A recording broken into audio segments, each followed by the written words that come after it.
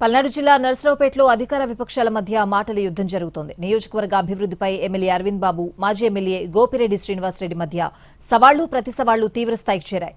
కోటప్పకొండ వెళ్లేందుకు ఇంటి నుంచి బయటకొచ్చిన మాజీ ఎమ్మెల్యే గోపిరెడ్డి శ్రీనివాసరెడ్డిని పోలీసులు అడ్డుకున్నారు.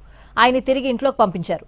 నియోజకవర్గ అభివృద్ధిపై చర్చకు సిద్దమంటూ ఇద్దరు నేతలు ఓపెన్ ఛాలెంజ్లు విసురుకున్నారు. దాంతో పోలీసులు అలర్ట్ అయ్యారు. బహిరంగ చర్చలకు ఎలాంటి అనుమతులు లేవని తేల్చి చెప్పారు. ముందస్తు జాగ్రత్తగా అరవింద్ బాబు, గోపిరెడ్డి శ్రీనివాసరెడ్డి ఇళ్ల దగ్గర భారీగా పోలీసులు మోహరించారు.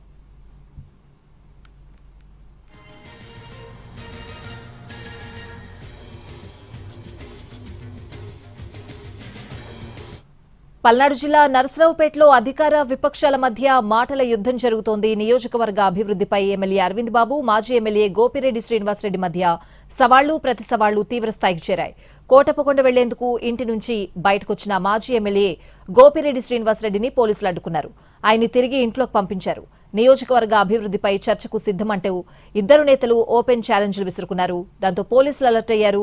బహిరంగ చర్చలకు ఎలాంటి అనుమతులు లేవని తేల్చి చెప్పారు.